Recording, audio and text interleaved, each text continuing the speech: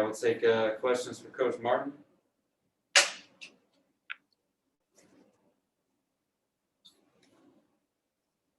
Vahe. Hey, Cuonzo.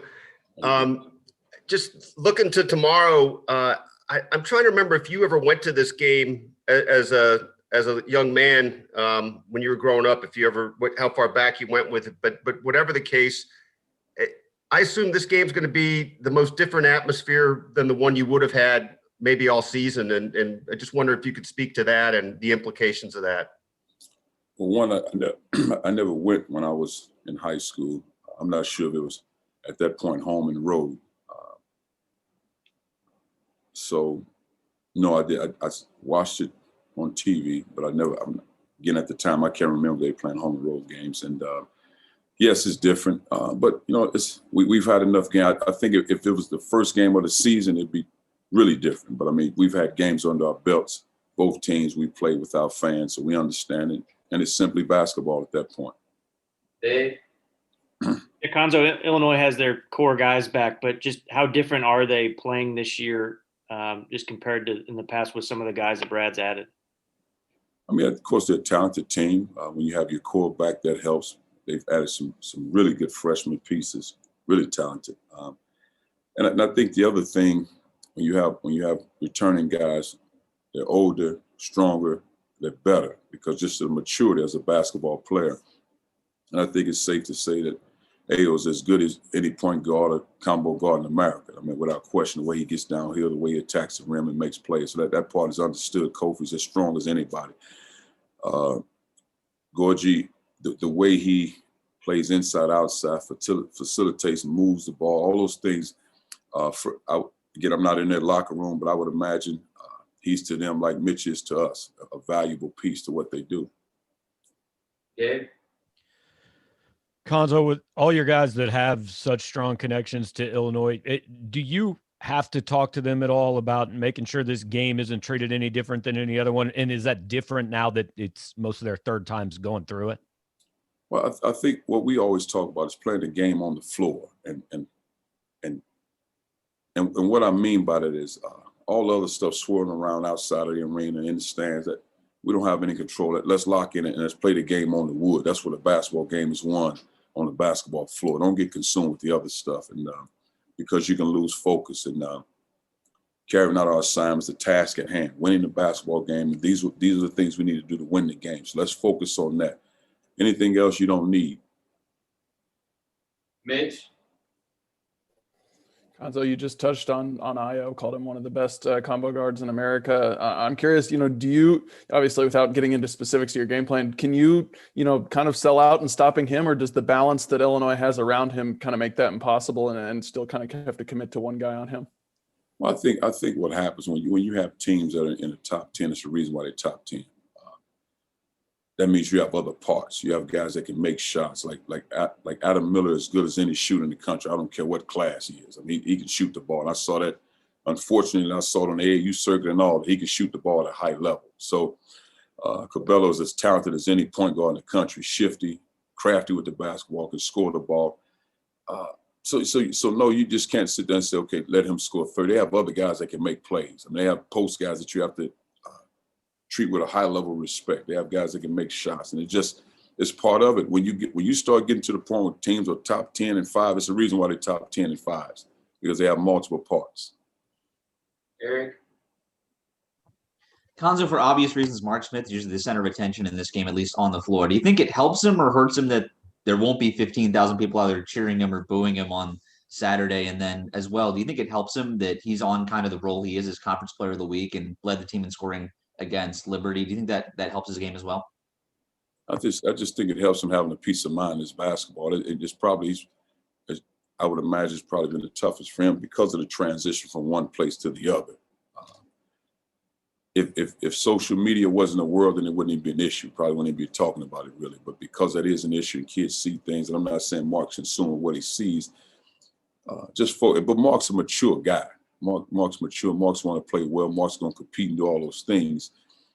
And it's probably the reason why you guys aren't talking to him as we speak. So it just, again, let him focus on the task at hand and play the game. Jack?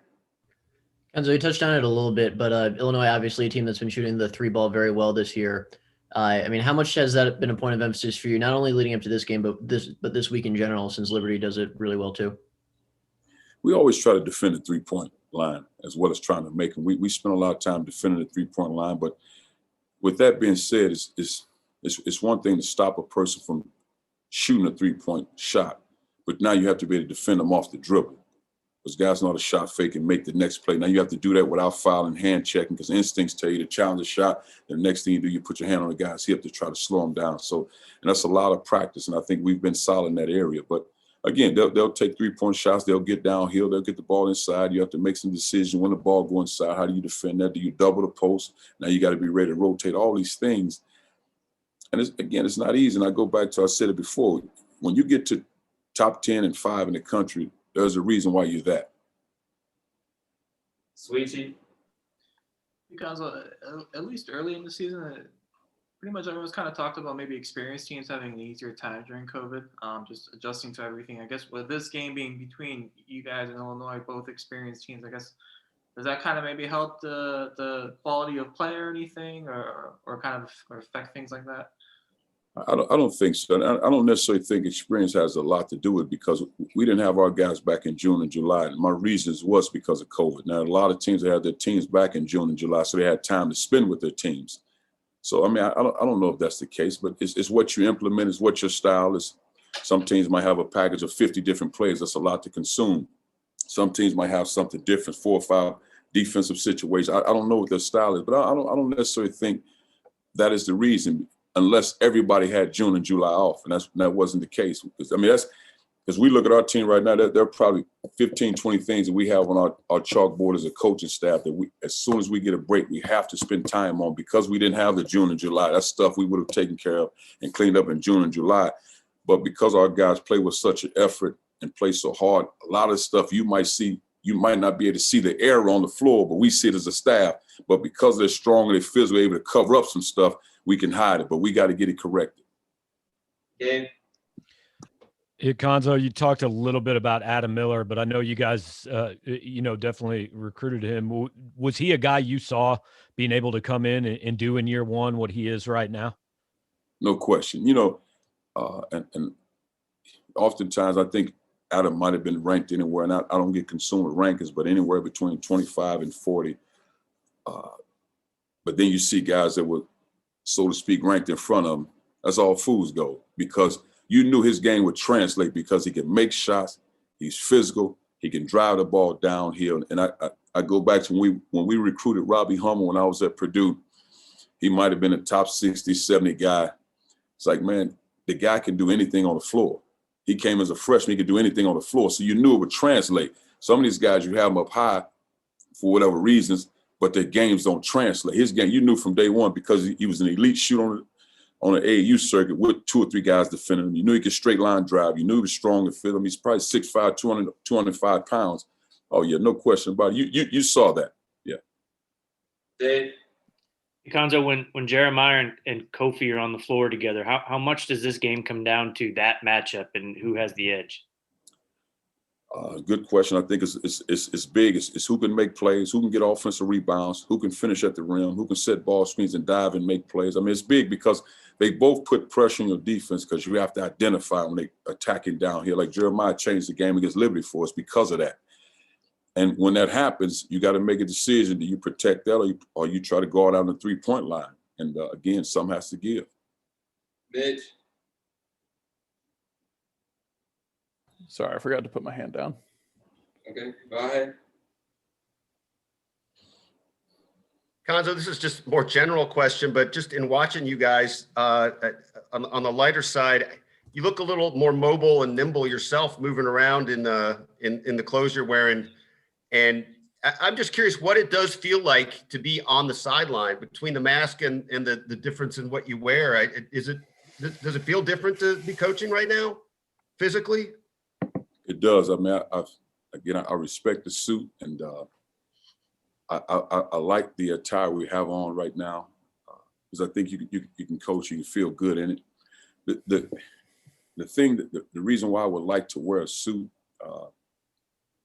is because for young guys that grew up in areas I grew up in, and they see me in a suit, that means something. So that's why I would like to wear a suit, and that's really the only reason, so they can see that.